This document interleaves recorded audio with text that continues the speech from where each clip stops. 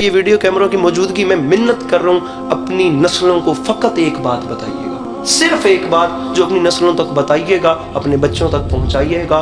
خدا سب کچھ برداشت کر لیتا ہے، خدا گھمنڈ برداشت نہیں کرتا۔ شیطان نے گھمنڈ ہی تو کیا تھا، 6500 سال کی عبادتیں ایک سیکنڈ میں سائڈ پہ چلی گئی تھی۔ جناب لقمان نے اپنے بیٹے کو جو درس دیا تھا اپنی زندگی میں، اتنے بڑی شخصیت نے فرمایا صرف ایک کام یاد رکھنا، خدا کا خوف اپنے اندر سے ختم نہ کرنا، چاہے پورے کائنات بھر کی نیکیاں بھی تمہارے دامن میں کیوں نہ ہو، اور خدا کی رحمت سے مایوس نہ ہونا، چاہے کائنات آدم و عالم کے گناہ بھی تمہارے دامن میں کیوں نہ ہو۔ بہت باریک نکتہ ہے، یہاں سے یہ نہ لیجئے گا کہ میں کہہ رہا ہوں گناہگار بندہ گناہ کرے یا بندہ اس طرف چلے، مولا معاف کرے، میں کوئی گناہ کرنے کی وہ نہیں کر رہا آپ کو، لیکن مومن وہ ہے جس کے اندر خدا کی رحمت سے امید اور خوف خدا بالکل ایکول ہو، نہ وہ خوف خدا کے سامنے مایوس ہو جائے کہ میری رحمت، یہ مایوسی بھی کفر ہے، اور نہ وہ اتنا خوش فہم ہو جائے جی میں کربلا سے ہو کے آیا ہوں، جی میں سب سے بڑا مومن ہوں، میں نے بڑا جلسہ کروایا، ابھی حج کر کے آئے ہیں، جی بہت بڑے ہم لوگ مومن ہیں، بہت بڑی ہم نے ماتم داری کروائی ہے۔ یہ چیز بھی نہیں کرنی، نہ ہماری نماز ڈھنگ کی ہے، نہ ہمارے پاس کوئی دعا ڈھنگ کی ہے۔ کیا علی عباس عسکری میں اتنا حوصلہ ہے؟ میں کیا سر پہ قرآن رکھ کے کہہ سکتا ہوں کہ پچھلے 22 سال میں میری کوئی کم سے کم 2 رکعت ایک بھی ایسی نماز ہو جس میں مجھے خدا کے علاوہ دنیا کا خیال نہ ہو؟ میرے معصوم فرماتے ہیں ایک وقت میں مسجد میں 2 لوگ داخل ہوئے، ایک عابد ایک فاسق اور عابد اکٹھے مسجد میں داخل ہوئے۔ کچھ دیر کے بعد نماز پڑھ کے جب دونوں باہر نکلے تو جو فاسق تھا وہ مومن ہو چکا تھا اور جو عابد تھا وہ فاسق ہو چکا تھا۔ دونوں خدا کی عبادت کر رہے تھے، لیکن جو فاسق مومن ہوا وہ جتنی دیر عبادت کرتا رہا وہ اپنے اندر شرمندہ رہا، میں گناہگار ہوں، وہ ذات بڑی رحیم ہے، ایسے کیسے کر کے وہ میری اس نماز کو قبول کر لے، وہ مجھے معاف کر دے۔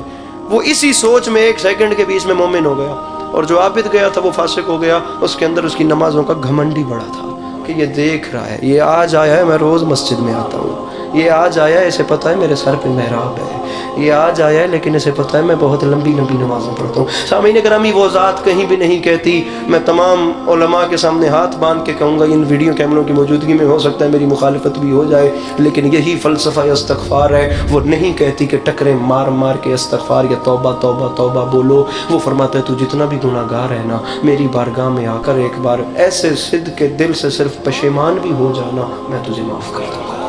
جناب حر نے کیا کیا تھا؟ شمر بعد میں آیا، ابن سعد بعد میں آیا، خولی بعد میں آیا، حرملہ بعد میں آیا، سنان بن انس بعد میں آیا، یہ تمام ملعون بعد میں آئے، جناب حر سب سے پہلے تھے۔ جناب حر وہ تھے جو میرے مولا کو گھیر کے کربلا لائے تھے۔ میرے مولا نے رو کے فرمایا، حر یہ حسین کی دعا ہے، یہ حسین کے دل کے لفظ ہیں، اللہ کرے تیری ماں تیرے غم میں ماتم کرے۔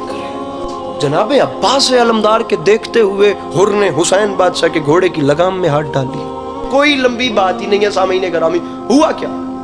علامہ ذیشان حیدر جوادی صاحب کی کتاب ہے رسالت الہیہ، خدا کی قسم کیا پیارا جملہ لکھتے ہیں، فرمایا یہ جو انقلاب حر میں آیا نا، یہ معرفت فاطمۃ الزہرا کی بدولت ہے، یہ رسول اکرم صلی اللہ علیہ وآلہ وسلم کی بیٹی کی معرفت تھی، جس کے صدقے میں وہ گناہگار، سامعین گرامی ادھر دیکھیے، یہ دیکھیے، یہ بالکل پل صراط ہے۔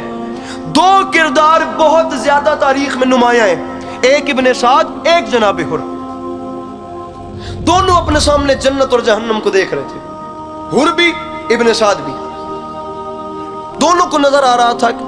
ابن سعد نہیں جانتا تھا کہ یہ جس حسین کو میں شہید کرنے کے لیے یہاں پہ آ گیا ہوں، میں نے اس حسین کو یہاں پر رسول اکرم کے شانوں پہ بھی دیکھا۔ 2 کردار نمایاں تھے، دونوں کے سامنے بالکل ایسے جنت بھی تھی ایسے جہنم بھی تھی، ایک نے دنیا چن لی ایک نے آخرت چن لی۔ آ گیا حر علی کے لال کے سامنے اور رکھے علماء کے سروں پہ قرآن اور ان سے پوچھیں جناب حر علیہ السلام نے جملے کیا کہے، جو جملے جناب حر نے میرے مولا حسین علیہ السلام سے کہے، دنیا کہتی ہے وہ معافی ہوگی، میرے نزدیک وہ جملے معافی کے نہیں ہیں۔ آنکھوں پہ پٹی ہے، ایسے ہاتھ باندھ کے جناب حر نے فرمایا، علی کا لال کیا میرے لیے بھی توبہ کا دروازہ کھلا ہوا؟ علی کے لال نے آگے بڑھ کے اسے سینے سے لگا لیا۔ اب اندازہ لگائیں جب بندہ اتنا کریم ہے تو اس کا خالق کتنا کریم ہے۔